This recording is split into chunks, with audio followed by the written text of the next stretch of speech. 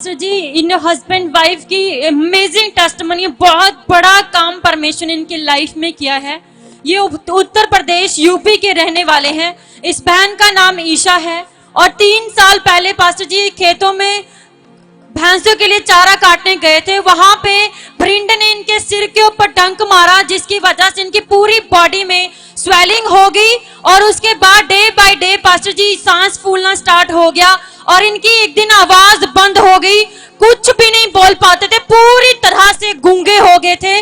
और इन्होंने गले के स्पेशलिस्ट हॉस्पिटल लेकर गए, डॉक्टर को दिखाया, डॉक्टर ने मेडिसिन दी, लेकिन जब कोई फर्क नहीं पड़ा, डॉक्टर ने सजेस्ट किया कि टेस्ट करवाओ। एक्सरे करवाने के बाद पास्टर जी इनके गले में एक बहुत बड़ा सुराख छेद बन चुका था और जिसकी वजह से इनकी आवाज नहीं निकलती थी। और उसके बाद दवाइयां दी डॉक्टर ने, दवाइयां से फिर कोई फर्क नहीं पड़ा और धीरे धीरे पास्टर जी उसके बाद इनका खाना भी नहीं, गले के नीचे नहीं उतरता था। जो भी खाते थे पास्टर जी शेड के द्वारा फिर वापस आ जाता था, बिल्कुल पेट तक नहीं पहुंचता था खाना पास्टर जी। और उसके बाद इन्होंने दोबारा रिपोर्ट करवाई और डॉक्टर ने कहा कि गले में दूसरा छेद बन चुका है, जिसकी वजह से आपको ये समस्या आ रही है।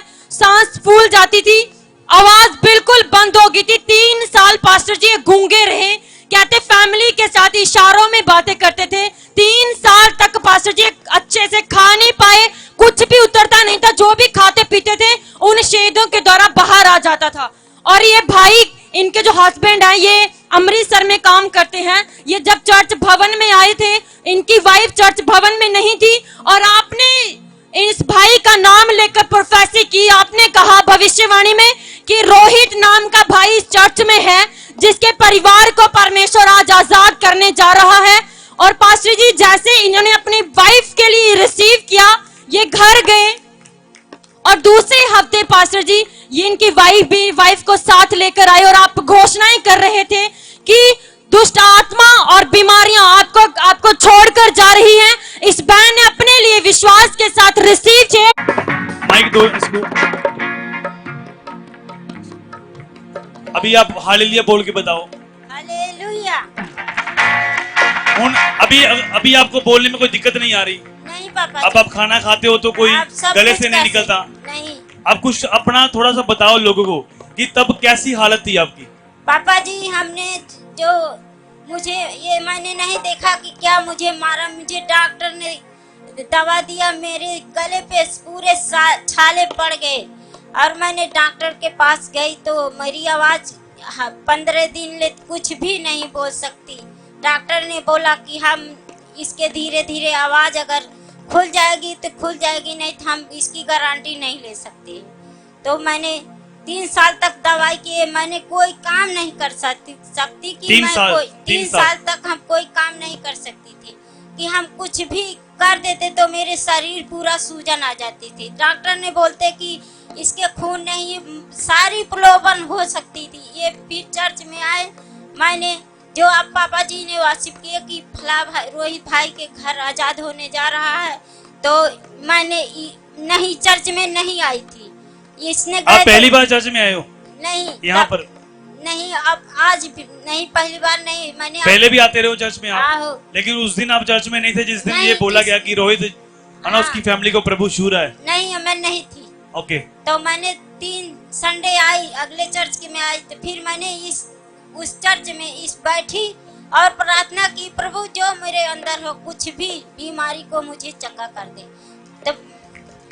तो मुझे ऐसा पापा लगा कि मेरे शरीर से, मेरी आंख तो बंद थी, लेकिन मुझे ऐसा लगा कि मेरे शरीर से कोई निकल के पर्दे के पीछे से बड़ी बड़ी आंख दिखा रहा है। तारीफ करो जोर से परमेश्वर की।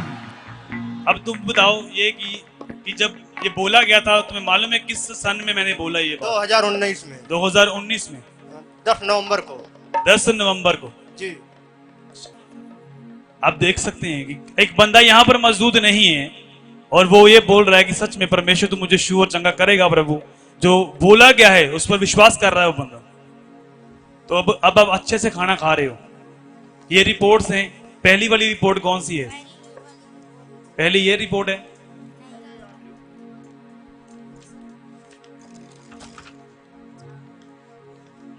ये रिपोर्ट है, इसकी लो फोटो लो, इसको डालो ऐसे, रिपोर्ट्स जो हैं सारी। अब ये कौन सी रिपोर्ट है? पास्टर जी ये इनकी गवाही है खुद इस भाई की, जिनका नाम रोहित है, और कहते हैं 2018 में इनके गुप्तांग में अचानक से इन्फेक्शन हो गई थी और इनके गुप्तांग में बहुत ज्यादा जलन होती थी और बाथरूम कहते रुक रुक के आता था, हर 10 मिनट बाद इनको बाथरूम जाना पड़ता था और हाई ब्लीडिंग होनी स्टार्ट होगी, ब्लड आता था यूरिन के द्वारा। और जब इन्होंने डॉक्टर को दिखाया, डॉक्टर ने कहा कि अल्ट्रासाउंड करवाओ, तो जब इन्होंने टेस्ट करवाए, रिपोर्टें करवाई, तो डॉक्टर ने कहा कि आपके जो गुप्तांग का सुराख है उसमें गांठ बन चुकी है, जिसकी वजह से आपको ऑपरेशन करवाना पड़ेगा। बिना ऑपरेशन के दवाइयों से कोई फर्क नहीं पड़ रहा था और डेली की इनकी 2 से 3 हजार तक की मेडिसिन आती थी, जिसकी वजह से पास्टर जी 5 से 6 लाख रुपए इस बीमारी के ऊपर ये खर्च कर चुके थे। और ये इन्होंने लिखा है पास्टर जी कि अलग अलग बाबाओं के पास इनकी वाइफ इनको लेकर गई कि ये आजाद हो जाएं, ये चंगे हो जाएं इस भयानक शर्मिंदगी से, इस बीमारी से, लेकिन कहीं कोई आराम नहीं पड़ा। बाबा मैंने कोई गुरुद्वारा, कोई मंदिर, कोई बाबा नहीं। बाबा कौन सा, कहाँ गए थे? वो उधर ही उत्तर प्रदेश, पिंड में गए थे। अच्छा, ओके, यहाँ चलो छोड़ दो बस, ठीक है, ओके, ठीक है। तो अब फिर उसके बाद फिर क्या हुआ? उसके बाद पास्टर जी जब जहाँ पे ये काम कर रहे थे, इस भाई को किसी ने पंकज रंधावा मिनिस्ट्री के बारे में बताया कि चर्च जाओ, वहां पे आप आजाद हो सकते हो, लेकिन ये भाई बिल्कुल विश्वास नहीं किया। ये कहते मुझे पहले प्रूफ करके दिखाओ कि जीवित परमेश्वर है यीशु मसीह।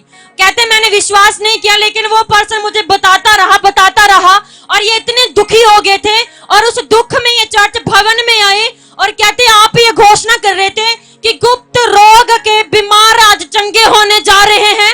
उन अभिषिक्त शब्दों को इस भाई ने अपने लिए रिसीव किया, ग्रहण किया और उसी टाइम से इनकी रिकवरी होनी स्टार्ट होगी। पास्टर जी वो गुप्तांग की गांठ पिघलने स्टार्ट हो गई थी और 3 साल हो गए हैं, पूरी तरह से प्रॉपर्ली यूरिन आ रहा है, कोई ब्लड नहीं आ रहा, गांठ बिल्कुल डिसअपीयर हो चुकी है। कोई भी समस्या नहीं है दादी? कोई पापा नहीं समझ, नॉर्मल है, बिल्कुल नॉर्मल है। कोई मेडिसिन नहीं ले रहे? कोई मेडिसिन नहीं। मेरी बात सुनो, जो उत्तर प्रदेश यूपी वाली साइड के जो लोग हैं ना, वो जल्दी हीलिंग को ले लेते हैं। पंजाबी सोचता रहता है वो ये है असली में परमेश्वर या नहीं है, लेकिन आ रहे हैं पंजाब के लोग